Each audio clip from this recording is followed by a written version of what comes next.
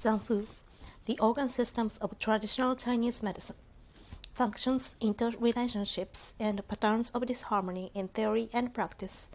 Author is Jeremy Ross. Chapter 1. Chinese and Western Thought. The greatest difficulty for the Western student of traditional Chinese medicine, or TCM, lies in the tremendous differences between Western and Chinese patterns of thought. Few Western practitioners are aware of the full extent of these differences, and few are prepared to spend time and energy in understanding them.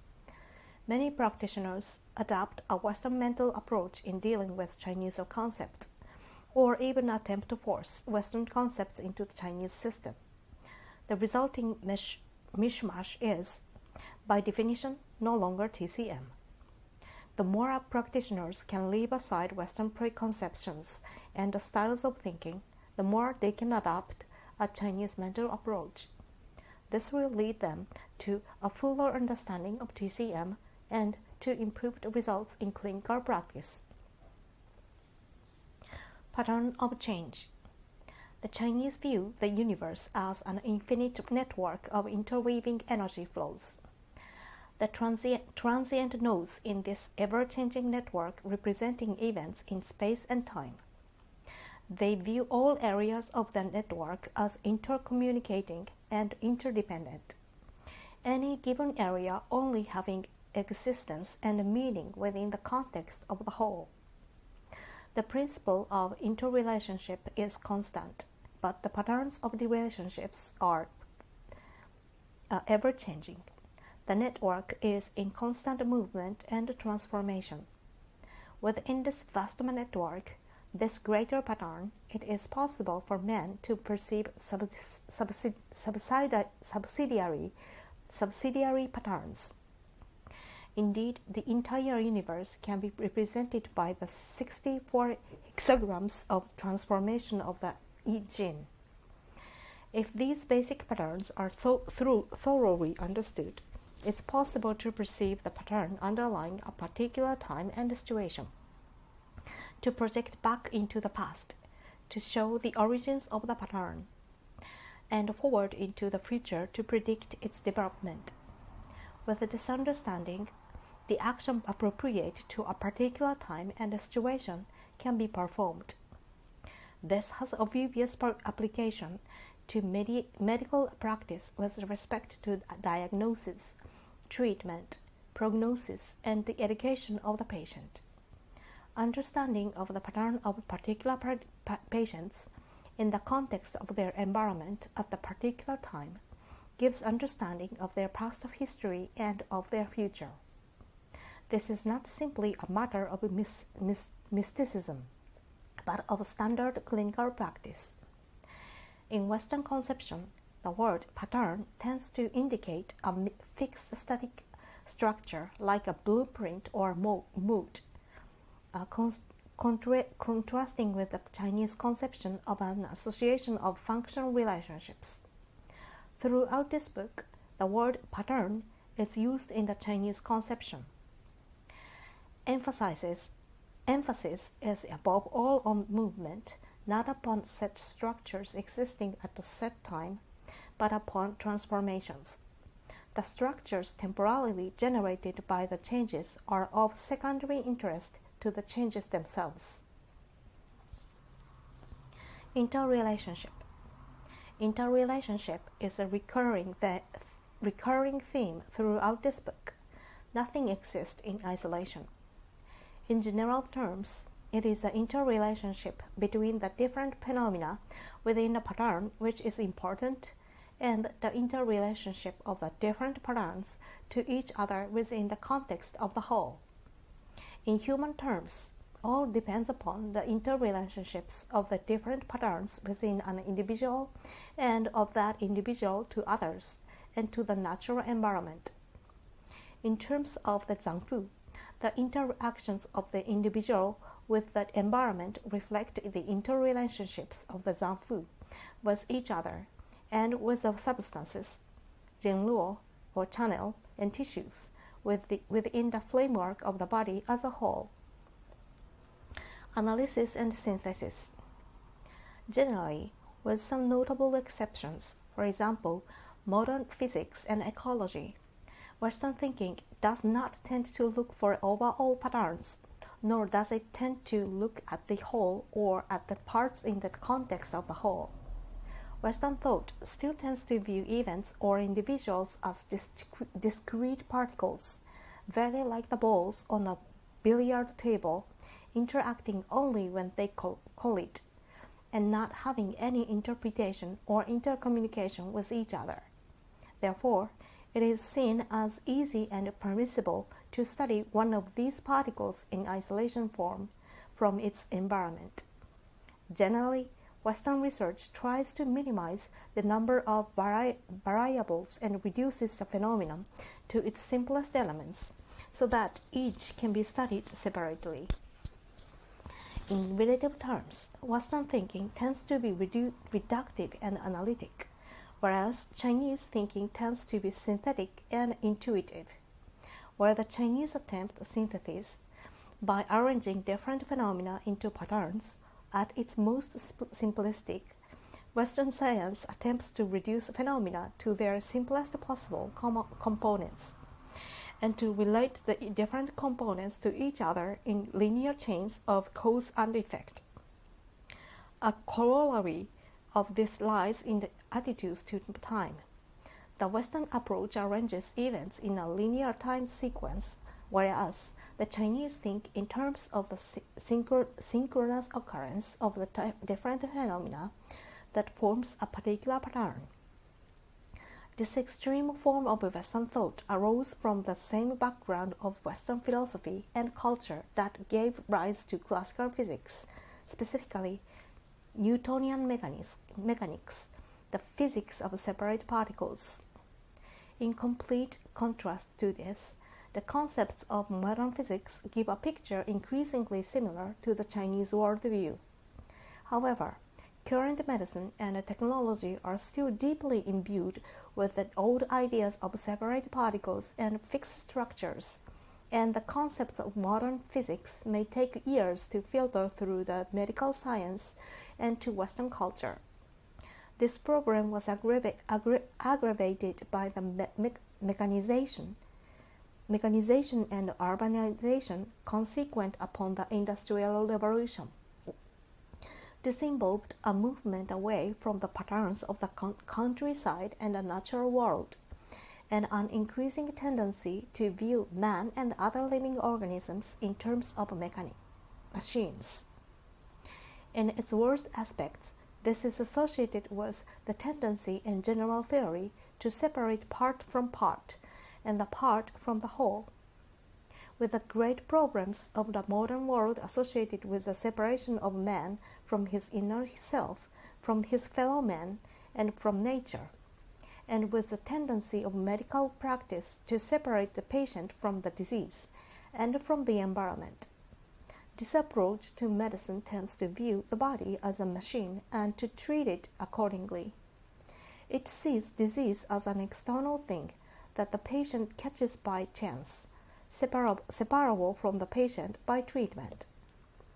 Where Chinese synthesis as complete a pattern as possible, Western medicine tends to isolate a single causative factor, that is, to reduce the situation to its simplest possible component. An inevitable corollary to this is that West TCM treats the individual as a whole. Western medicine tends to treat the disease and not the patient. Yin-yang. The concept of yin-yang forms a recurring theme throughout this book, and it is the basis of Chinese medicine. The Western tendency is to view opposites as absolutes. The words black and white gives this impression. This derives from the tendency to see the world as made up of discrete particles, and from the desire to be as precise as possible.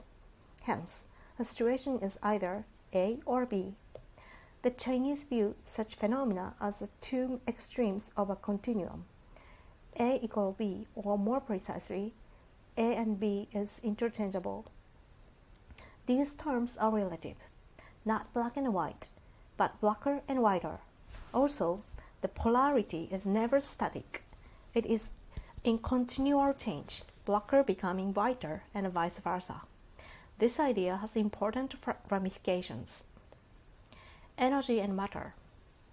In TCM, energy and matter are not seen as separate, but as the two extremes of a continuum.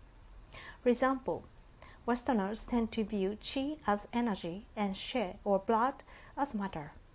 The Chinese view it differently. There are denser, more material aspects of qi, just as there are lighter, more energetic aspects of blood. In this book, the word substances is used to include qi, blood, essence, and spirit, and blood body fluids, without the implications of the relative proportions of energy or matter, yin or yang. Mind and body. Western thinking similarly tends to separate mind from body and spiritual from material. In TCM, each of the pairs, mind and body and spirit and matter, is regarded as a continuum. Structure and function. Structure and function represent a further Western dichotomy. Structure being the material framework and function being the result of a flow of energy through that framework. Chinese thought sees structure and function as a continuum and does not distinguish between them. They are not viewed as separate areas, and separate textbooks of anatomy and physiology are not a feature of traditional Chinese medicine. Western medicine tends to see everything in terms of structure, from morphology and anatomy down through histology to molecular biochemistry. Function is seen in terms of structure, as is pathology, and diseases tend to refer to structures. Chinese medicine is completely different. It emphasizes function. Little emphasis is placed on structure, especially internal structures. Hence, the Zang, the organ systems of TCM, do not refer so much to structure as to functions. Precision and ambiguity. Generally, in dealing with words, concepts, and definitions, Western science aims for precision, involving reduction to the smallest, clearest element. Chinese concepts, however, like Chinese characters or the hexagrams of the I Ching, are situational. The meaning depends not just on the words itself, but also on the context, the particular situation of time and place. Chinese concepts also interweave and overlap so that to a Westerner, they may appear vague, imprecise, ambiguous, confusing, and blurred. They are flexible, open to different interpretations, with various shades of meaning depending upon the context. Where the Westerner tries to restrict the meaning, Chinese thought tends to open it up so that it can be linked with as many other patterns as possible. In TCM, this leads to difficulties in translation, especially of the ancient text, to the confusion and irritation of the Western student.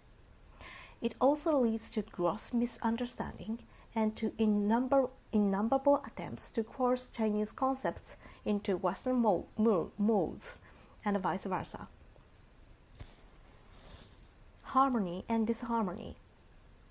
Western medicine reflects Western thinking in Western society, tending to an aggressive, combative approach in which the disease area is cut, burnt, irradiated, injected, or subjected to other suppressive chemical treatment. Chinese medicine is completely different. The ultimate aim of Chinese philosophy and culture is harmony. Harmony within an individual, within the family, within the state, and between man and the natural world. By recognizing the patterns within nature and by acting in harmony with them, man not only preserves his health but fulfills himself. The practitioner of TCM is not trying to isolate a disease agent and wage war against it, but to perceive a pattern of disharmony and to treat it in such a way as to help the body itself to restore harmony. Summary. It must be remembered that by contrasting Western and Chinese thought in this rather drastic manner, we are only emphasizing the extremes of a continuum. Both modes of thought contain elements of each other, and this is especially so today since there has been much recent interchange between the two cultures. Each system has its strengths and weaknesses, and each has developed a particular area of human understanding. The two systems are complementary. However, whereas TCM is basically a complete and a finished system based on an ancient text and their commentaries, modern Western medicine is relatively in its infancy. Eventually, as true TCM becomes more thoroughly understood and more accurately applied in the West, and as Western medicine grows and matures over the years, an evolving synthesis will develop both in theory and in practice, but the time for this is not yet. Premature attempts to mix Chinese and Western concepts only lead to confusion and, in the West, the poor understanding and practice of TCM.